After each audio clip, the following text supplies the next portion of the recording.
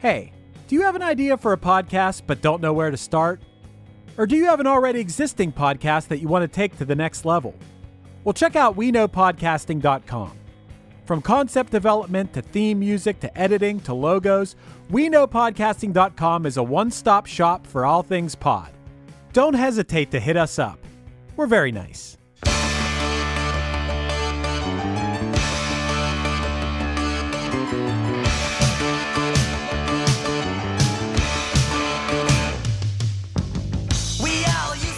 All right, Matt.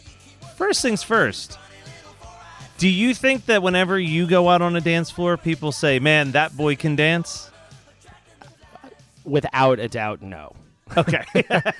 You're not going to catch me on the dance floor very often. This is not my it's not a comfortable place for me to be. I am the ideal wedding date because as long as they're playing those 90s tunes, I will be on the dance floor from beginning to end. Basically, if I know the song, I'll be on the dance floor. I love Motown. Throw me some of those Motown hits. I'm out there. I am a dancing fiend, but I still don't think anyone would be like, that guy's got the moves. It's just that he's got tenacity and stamina. Yeah. It's interesting is I just went to a cousin got married. It's funny. It's like a cousin who's in the military right now. He's in training, and I don't get to talk to him very often. And at the wedding, in a brief moment, like it's not, you don't have a ton of time to talk to the groom. Yeah. And I talked to him on the dance floor, and he told me how much he has been enjoying this podcast, which I had no idea he was listening to. So shout out to my cousin Tim. Congratulations on getting married. I mean, at this point, when this airs, you're going to have been married for a while. But I hope you're still listening. And if you're not, It doesn't matter. Thanks, Tim. That's a long way around. I'm glad I even thought to mention that. At that wedding, it was a big, very dance-heavy wedding, and I was just kind of chilling at the table. I like to talk to people, and people in my family, of course, know that I make my living as a performer. And so everyone's like, why don't you get up? You should be up there dancing. You're like a guy, you're a performer. You should be up there. I was like, no, you don't understand. It's very different. Yeah. Like there's a setting where I'm very comfortable on a stage performing for people, and being at a dance party at a wedding, that's just not it for me. It's very, very different. But people assume, I think, as in performance, it's like just general, that you're like across the board extroverted, which I'm generally not. So I think that's very fair. People really do think that you can fall into either the extroverted or introverted category, and I know that it is very circumstantial. Exactly. You know what I mean? Exactly, Prime example was when I went to see you guys live. Like, the second that you, being the only person I really knew, was on stage, I was like, I'm just going to stand over here in this corner and just watch from a distance because I don't know anybody. Yeah. And that was a rowdy crowd too. That was a wild crowd. But I know that's some Philly stuff. I know people who would have been totally in their element in that moment. Yeah. Where they're I'm just going to wander around and make some friends. No, that's also not me at a show, whether I'm playing or not. You find the people that you know, and you make your little safe space. Exactly. What's interesting is usually I hit up the Wikipedia, and the Wikipedia usually has plenty of information on when songs were recorded and maybe a little bit of background about the writing of this. The Wikipedia for In 3D, this song may as well not even be a track on it. There is zero information, and I kind of forgot about this song. Like when I was looking at the track list for In 3D, I'm like, have I ever even listen to this song? Like I couldn't hum you a note of it. I couldn't think anything of it. But as soon as I put it on, I was like, this song rules. Like it's a great song. It is a great song. It's very I was just trying to look up because I saw that this came up on the first run of the Vanity Tour, that they did this song a couple times, but very few. I think it was the song they played the least of anything. And I'm checking right now to see if I can find that particular statistic, because I think they did it once or twice for the first time ever. I don't think it had ever been played before. I love that we live in a digital age world where there are people who are dedicating stuff just to what the percentage of songs played on a specific tour I know, is, right? In a easily accessible formatting. So while you're looking that information up, the song essentially is about a dorky kid who all of a sudden hits the dance floor, and man, he is no longer the nerd. They call him, they start off, we used to call him Jimmy the Geek. He was a dumb-looking, scrawny little four-eyed freak. He never used to hang around with the guys. He just sit in the corner attracting flies. He wasn't much to look at, and he was never very bright. But at least there was one thing that he could do all right. The boy could dance. The boy could dance. and just to connect, so it was played on the Vanity Tour 7 times, which is the smallest number of times any song was played on that tour. So I wonder what Al's feelings are on this, because he could have just as easily not played it at all. It made me wonder if it was maybe it was something on their list that they wanted to try, and then it didn't go over as well as they thought, or maybe they were having a hard time playing some aspect of it. It doesn't seem like it would be incredibly challenging to me. Like, there's harder stuff in their catalog than this, but I don't know. I mean, 7 times. You've talked about this before, that in any given band, you have a couple songs that maybe aren't the fan favorites, but they're your favorite. So you give them a couple spins to see if you can get the crowd to get into. Maybe this is one of Al's favorites of his. It could be. It certainly could be. And they gave it a couple different chances and a couple, maybe it was in key cities, and after there was no reaction at those cities, they're like, all right, as much as we love this song, we're going to have to just let this one die. Yeah, maybe this is just, I would say it's this, and then the second least played on that tour is Party at the Leper Colony, which, funny enough, I did actually see him do that first show. Yeah, maybe it was one of those. Maybe they worked it up, and they were just like, yeah, this just doesn't seem like it's getting the response we were hoping for, so. And of course, in 3D for originals, they were playing a lot of Midnight Star and Nature Trail to Hell, which, and Mr. Popeil, actually. So, this is just, but I never, like I said, I forgot this song existed. I really never hear anyone bring up this song when they're ranking their all-time great Al tracks. You know what I mean? So, and same with what you, Party at the Leper Colony is another one where it's don't really hear much love on that one in general. No, not so much. And it's not that, look, there's songs from his originals where, I've said I'm not a fan of the Brady Bunch. I wasn't a big fan of Buy Me a Condo or Got a Boogie or stuff like that. Mm-hmm. But this isn't I'm not a fan of it. It's just, you know what the problem is, honestly? Excluding the lyrics just a little bit, we've talked about the few songs where they get dangerously close to just regular Alfred Yankovic songs. Yes. And I think that this song really does lack enough weirdness to really stick out. I know that we're already past him doing hand farts on every song, but maybe this song could have used some hand farts or kazoos, or because it's just a regular. If you told me that this song was from the Footloose soundtrack, I'd be like, of course it is. Yeah, totally. Yeah. It's also interesting because lyrically, this is a very this plays lyrically like it's the plot, like it's a synopsis of a teen comedy. Yeah. Right? That's what it is. And I get the fact that this is very on brand for Al. This is the story of the weird kid who turns out to be successful once he is able to hone his weirdness in the right way. So I get that. I feel it's, and maybe in that sense, it's kind of on the nose for him. You know what I mean? It's usually his these types of references. We haven't really seen too much of this yet. We're going to get into it very soon. A lot of the characters that Al writes about in his songs are way more weird than this.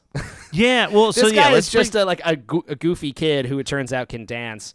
Well, it's a rags to riches story, though. Let's break down these lyrics a little bit more. The next verse, he says, he was a jerk. He was kind of a bore, but the women would scream when he walked in the door because there was one thing I could tell you for sure, that boy could dance. Picking teams, he'd always be last. He couldn't run very far. He couldn't think very fast. If he was on your side, you'd lose. The guy had problem even tying his shoes. He never passed a driver's test. He was afraid of cars, and he had a complexion that resembled the surface of Mars, but that boy could dance. And I can see this being a thing where he is maybe writing about how he saw himself as a kid. His hair was a mess and his clothes didn't fit. He smelled pretty bad and drooled just a bit, but you got to admit the boy could dance. But then we get to this last verse. But now that the boy's much older and he's got his own dance studio, he's got Teeny Bopper fan club, and he's got his own TV show. He owns half of Montana, and they all call him Diamond Jim. And I know you'd do anything if I could, and I knew that I would do anything if I could be just like him because that boy could dance. Like, I bet that this is more autobiographical than Al will ever admit. Maybe on it how is. he sees himself. I don't know. It could be both. I mean, he could also be like, it's like some outreach to his, what he must know is like a fan base, a young but still upcoming fan base of like sort of misfit, misunderstood kids. Yeah. Who are hearing this and being like, ooh, I can really identify. And this is like a, you know, and it gets better type song. And we always look. There is always place for It's Get Better songs. Oh, absolutely, absolutely. They are very important songs. Yeah, how autobiographical it is, I guess we'll never really know. We'll never really know, but it does sound like a story of a dude who didn't fit in high school. Yeah, like you said, owning his weirdness, and like what? Right after this album comes out, he gets Al TV as like a regular occurring segment on MTV, and it really is kind of like a subtle Al autobiographical rags to riches, just replacing what he's doing with dancing. I am in that last verse. I'm very curious. He owns half of Montana. Yes, that is a really odd state to own half of. Like of all things, like, and even like he owns his own dance studio. I guess it says he's got a TV show. I don't know. The nature of this person's fame is interesting to me.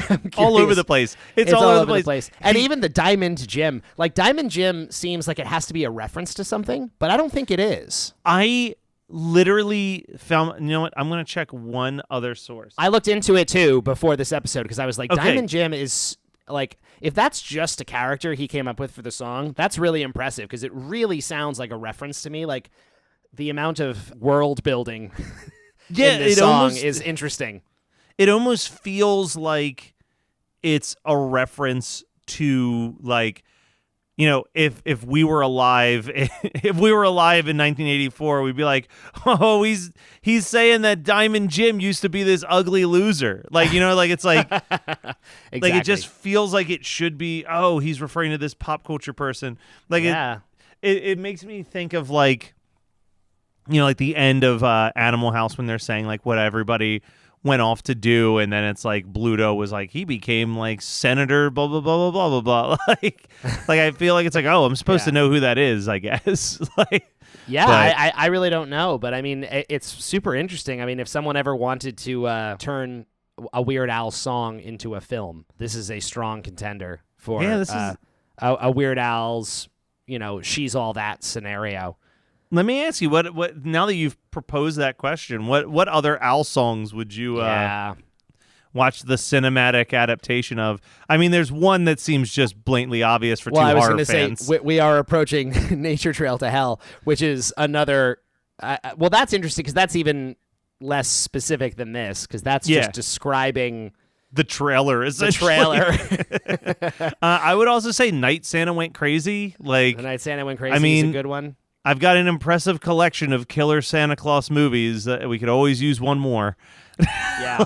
Well, and actually, and then there's things like, I just thought of like I Remember Larry is a great example of like but this is where it's interesting. So like this is such a, by comparison, this is a really wholesome story he's telling in That Boy Could Dance. This is really sweet and very nice. He makes a switch very soon where he tends to write about characters that are really it gets so horrible. Much darker than this. It gets really, really horrible. I mean, we're getting closer and closer to good old days soon, and that is like stories, the prime example. He writes stories essentially totally glamorizing absolute psychopaths, and I mean, this is such before was such a groovy guy. Like, and that's I'm you know, as we get into these songs, I'm going to be so interested to talk about them because I do think that, you know, one thing we don't talk about a ton, you and I, but I know that we're both big horror fans, and I really do feel like a lot of my horror sensibility has actually come from Al and the way he talks about some of these characters in his songs. I've never thought about it for myself, but he absolutely, I don't want to say normalized, but like he was almost doing lyrically what like Peter Jackson did visually, where it was just so outrageously over the top that it stopped being scary and became like very enjoyable and comedic. Yeah. He understands the sense of that sensibility and horror is in his songs. TIAA is on a mission. Why? Because 54% of Black Americans don't have enough savings to retire. So in collaboration with big-name artists like Wyclef Jean, TIAA released Paper Right, new music inspiring a new financial future. With 100% of streaming sales going to a nonprofit that teaches students how to invest. Stream Paper Right now and help close the gap. At Maximum Mediocrity, people say things like, I don't dress like this on the regular basis. This isn't my, pooping uniform. This is not and they also say things like, The nurses are usually either angels of mercy or whores. every episode is a new experience where you get to know people that aren't famous but should be. Why am I facing Floyd Mayweather in the woods? My co-host Morgan and I track down the people you didn't know you needed to hear from. It's like hot sex in a mug. We are the Maximum Mediocrity Podcast, and we are on all major podcasting platforms. We'll be waiting for you. Let's go on a little bit of a horror tangent real quick. I know this has nothing to do with The Boy Could Dance, but like we're in this really interesting time period where some of the best horror directors working today are all guys who came from the comedy scene. Yeah. And that's crazy. So true. Like you've got like Danny McBride and Jordan Peele writing some of the most interesting horror films that are being released right now. It's true. And there has to be some type of beyond. First of all, I'm positive that if you ask Danny McBride and Jordan Peele if they're Weird Al fans, they would be like, absolutely. Of course. But I think that there's also something where that genre and comedy goes so hand in hand in a very similar but different setup in the sense of like, you have to build to a satisfying punchline, right? Like everything is about heightening and whatnot. And like, just as in, especially like someone like Jordan Peele, who comes from that improv and sketch comedy world, like everything is about heightening and heightening and heightening until you get to like one satisfying final joke to close out the sketch. Yeah. And at the end of the day, there's like, it all comes down to, this is a lot of comedy as well, whether it's Al or not, is that there's something very cathartic in laughing at something that is otherwise scary or hard to think about. Yes, for sure. And finding that release and being like, it's a form of acceptance and like just taking these things on. And Al's version of that, compared to these, you're exactly right. Compared to some of these horror directors you're talking about, I think the sensibility is very, very close. I forget who it was that was talking about it one time, but they talked about, this is why, like, pay attention to people in a haunted hayride or in a haunted house.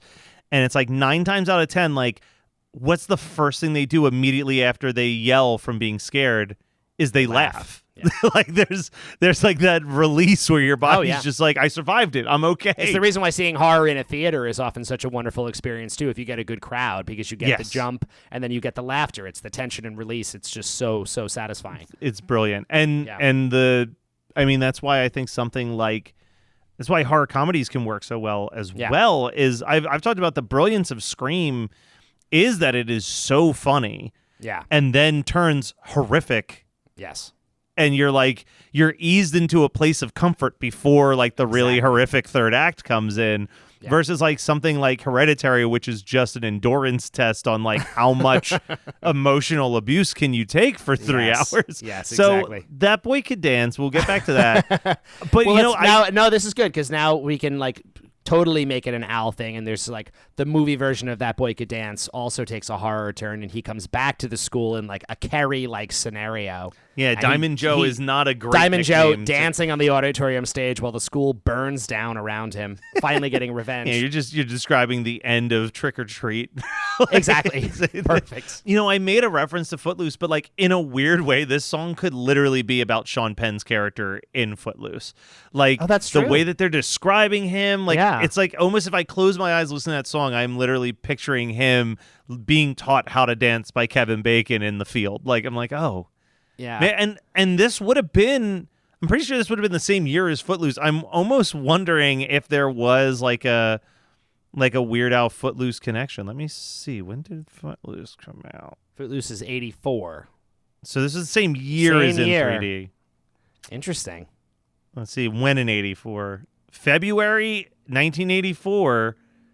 So it's possible. Matt, you might have just hit on something huge here.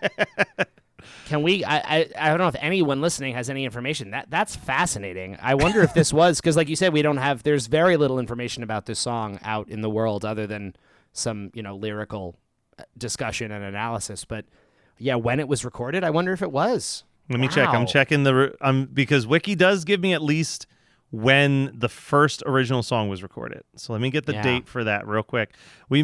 This might be an exclusive on the Weird Algorithm podcast. Okay, so in October of 1983, he started recording demos. Okay. Let's see, originals. Never mind, because this was released the week after Footloose, February 28th, 1984. That is insane. Wow. So that's just like a Volcano Dante's Peak type deal. I guess so. Yeah. Sometimes it's just in the worlds. It's the collective unconsciousness of in 1984. Of all of us, yeah. We were just all ready to watch movies about dancing. Everyone wanted to be vindicated by dance. And it was like, I'll show all of you. I'll throw this out there too. I love me a good 80s dance themed movie. Oh, Dirty it's great. Dancing is a delight to watch. Absolutely. This charming movie theater, as hell too. This movie theater near me just did a retrospective. I didn't actually get to go because I was on the road, but they did a retrospective of all 80s movies that was either about dance or like exercise. And the bizarre time period where it's like movies had to have like aerobic montage sequences of everyone getting in shape. Like, and what a bizarre thing. I love that. That's so crazy and weird to me in hindsight. And to bring it back to horror for a quick second, there is an absurd amount of horror movies that take place in an aerobic gym. Oh my God. Have you ever seen Death Spa? I was going to say Death Spa. There's Death Killer so Workout, which I think is even better. Oh, I don't know Killer Killer Workout. Oh, Killer Workout is insane. Killer Workout is pure chaos and has a more ridiculous twist than even Death Spa. Toxic Avenger had everything was happening in a gym. Of course, yeah. There's a lot of people in spandex in horror movies from that time everyone period. was really into fitness. Who knows why? I don't know enough to know why. But I'm glad that Al was involved. He was part of the culture enough that he was like, I need a song about getting in shape. Which is really not what this song is about at all. But that's fine. We'll go with it. There's one other truly terrible one that I just need to shout out. Listeners, if you're looking for some bad aerobic horror movies from the 80s, this one I believe you can only watch on YouTube for free is Slash Dance. Which the cast is primarily gorgeous women of wrestling, gorgeous ladies of wrestling, people playing like cops and women at an aerobic studio / I think it's like an aerobic studio / like dance studio that are just getting killed off, but it's like easily a budget of $50. Like it was like they rented a black box theater and brought in some of the glow girls and called it a day. It is bad. I just looked it up on Letterboxd, and I'm sure the poster looks way better than the movie actually is, but what a great looking poster this is. Just the sleaziest looking poster you could possibly find? Is that the one? It just looks exactly like the sort of thing that I would see and be like, I have to watch this immediately. 100%. All right. Wow. So I've bounced back and forth this entire episode on where I'm going to put the song, but where do you put That Boy Could Dance? This is a tougher one. Because this is, we're going to have a harder time as this goes on, and we're talking about things that fall in the middle. I'm just foreseeing that right now. That's what I mean. This is definitely a middle song. I think I've pinpointed my spot on my list. I guess I'm putting it towards the bottom, which is not my intention, really, because I'm going to put it just above Happy Birthday. Okay. Very interesting. Those are very close for me. I feel like these feel very... I feel like those two tracks are kind of in line for me as like solid, like in the middle Al originals. And weirdly enough, Happy Birthday was my stable point. So I put it just below Happy Birthday. I almost did, and then I thought I just changed my mind at the last second. Yeah, the only reason that this is my reasoning for why I put mine below Happy Birthday is that we recorded the Happy Birthday episode months ago, and I can still remember how it goes. And I listened to this song 3 times before we recorded it, and I still couldn't tell you how the song actually goes. So I was like, it's kind of forgettable in an upsetting way, because I do like the song. Every time I hear it, I was like, this song's great. But then like my brain would dump all that information immediately. Instantly erased. Yeah, that's fair. That's fair. All right. Well, we'll be back with the last parody on the record. So stay tuned.